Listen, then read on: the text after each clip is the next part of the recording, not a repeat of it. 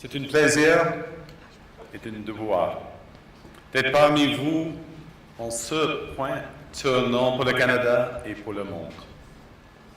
Et je parlerai aujourd'hui de la rupture de l'ordre mondial, de la fin d'une fiction agréable et du début d'une réalité brutale, où la géopolitique des grandes puissances n'est soumise à aucune contrainte.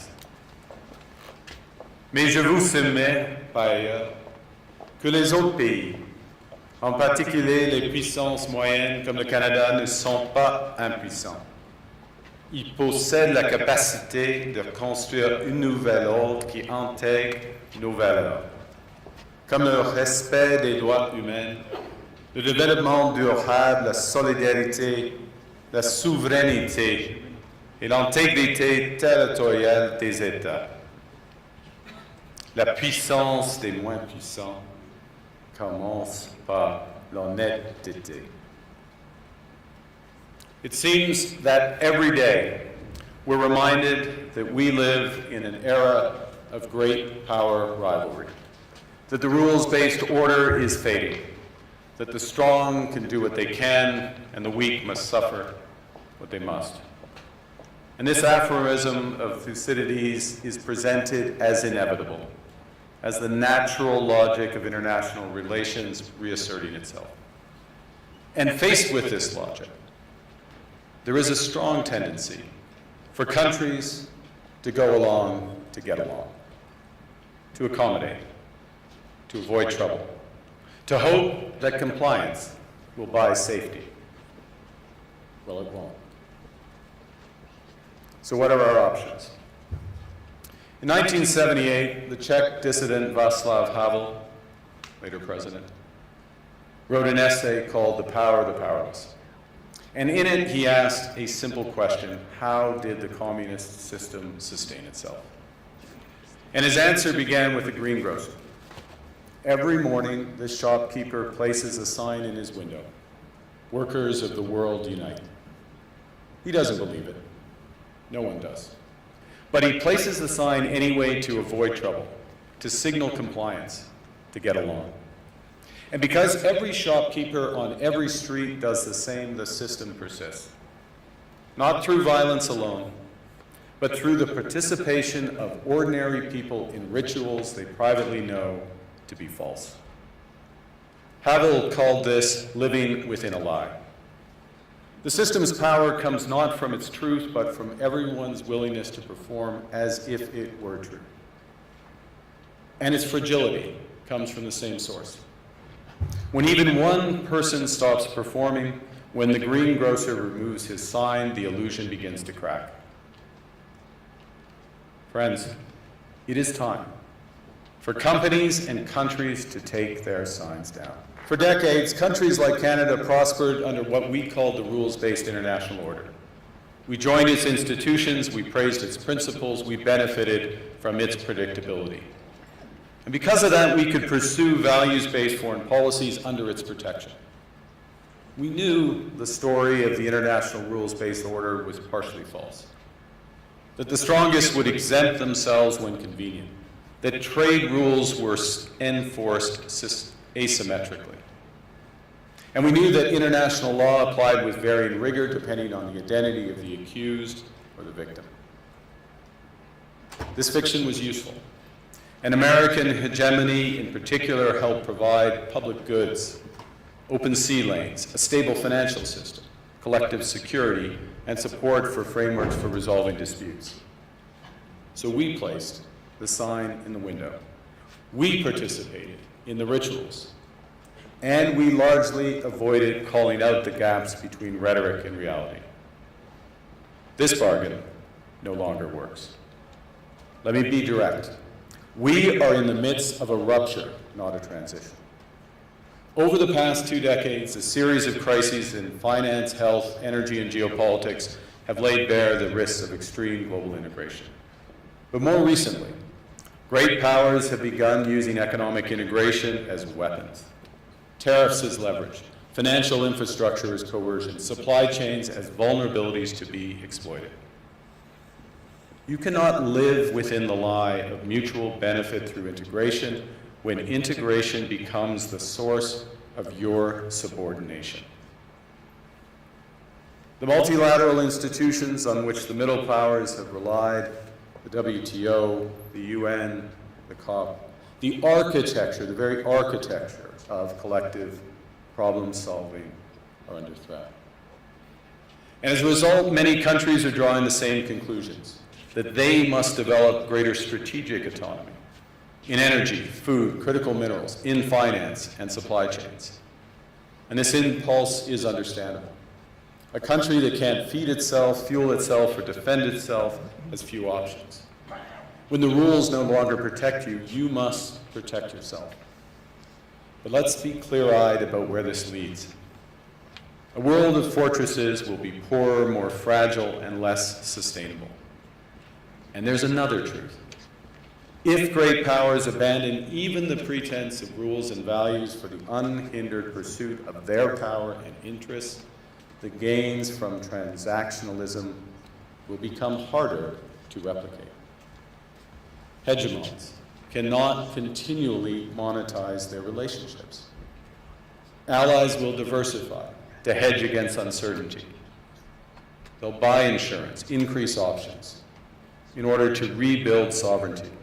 Sovereignty that was once grounded in rules but will increasingly be anchored in the ability to withstand pressure. This room knows this is classic risk management. Risk management comes at a price. But that cost of strategic autonomy, of sovereignty, can also be shared. Collective investments in resilience are cheaper than everyone building their own fortresses. Shared standards reduce fragmentations. Complementarities are positive sum. And the question for middle powers like Canada is not whether to adapt to the new reality. We must. The question is whether we adapt by simply building higher walls or whether we can do something more ambitious.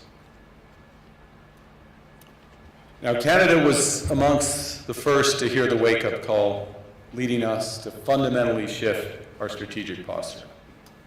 Canadians know that our old, comfortable assumptions that our geography and alliance memberships automatically conferred prosperity and security, that assumption is no longer valid.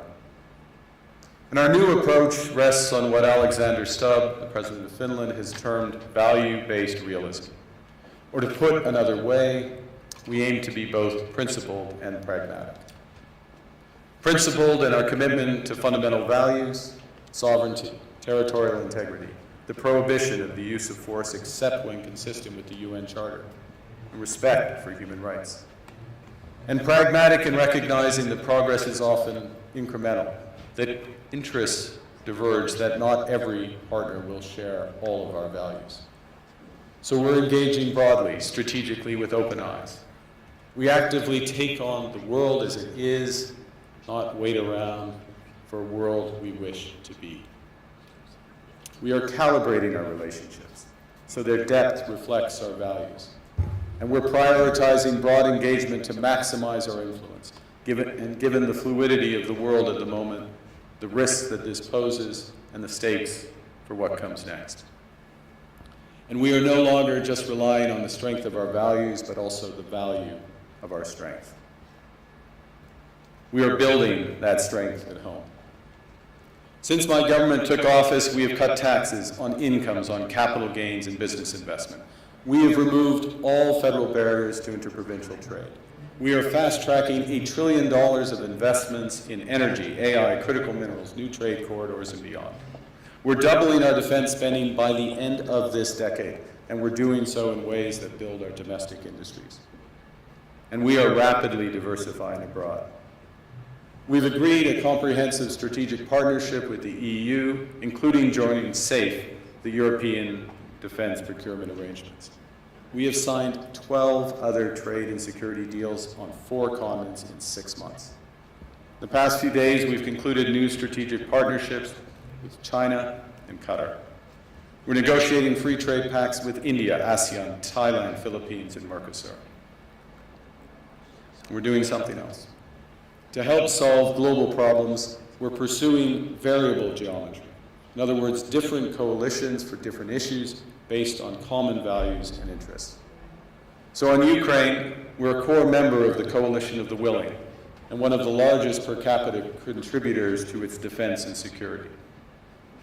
On Arctic sovereignty, we stand firmly with Greenland and Denmark and fully support their unique right to determine Greenland's future.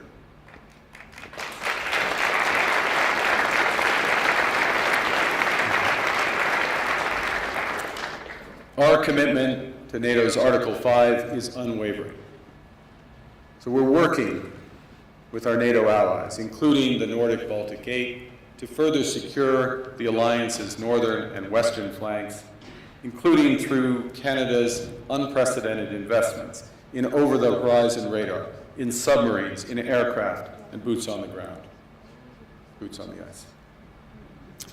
Canada strongly opposes tariffs over Greenland and calls for focused talks to achieve our shared objectives of security and prosperity in the Arctic.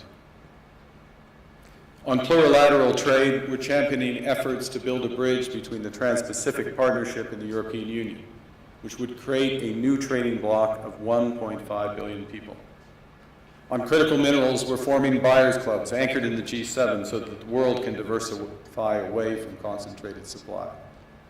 And on AI, we're cooperating with like-minded democracies to ensure that we won't ultimately be forced to choose between hegemons and hyperscalers.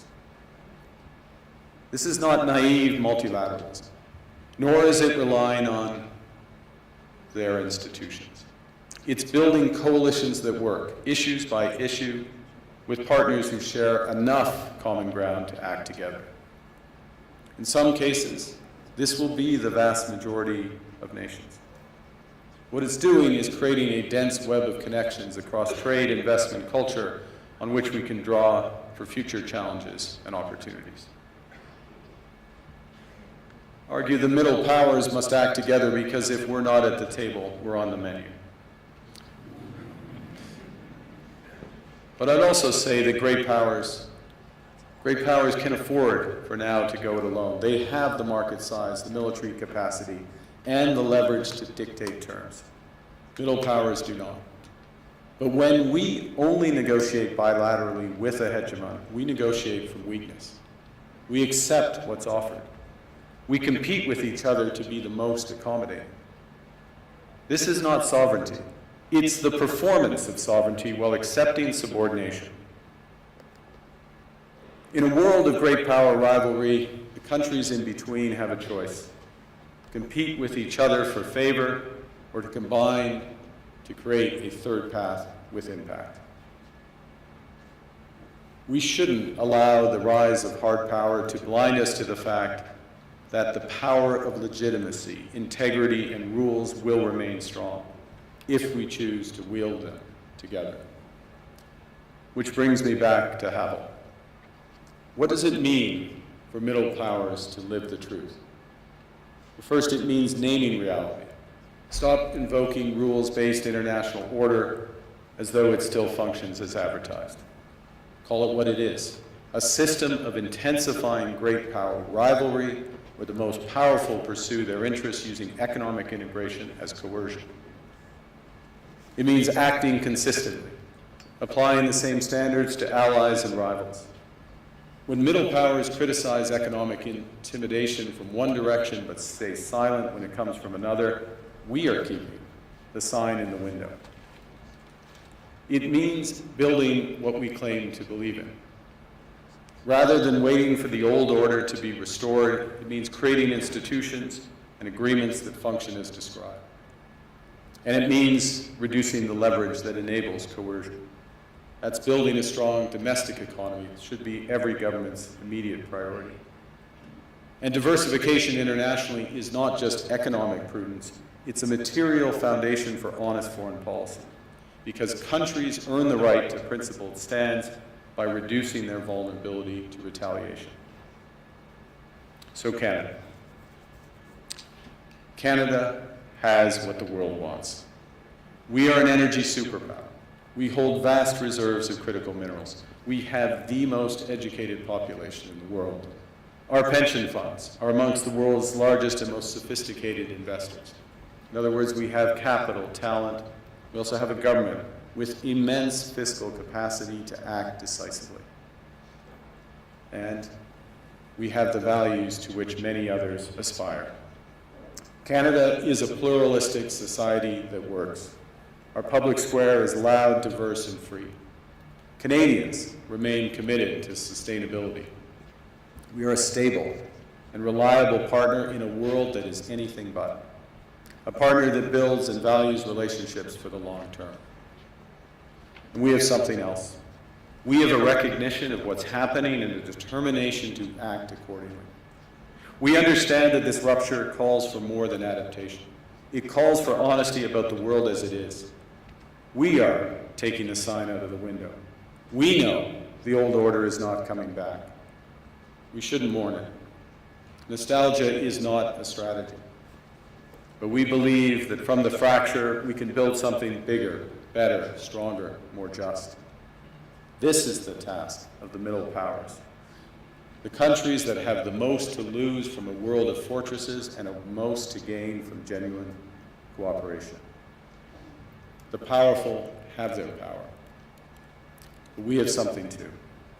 The capacity to stop pretending, to name reality, to build our strength at home, and to act together.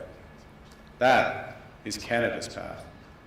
We choose it openly and confidently, and it is a path wide open to any country willing to take it with us. Thank you very much.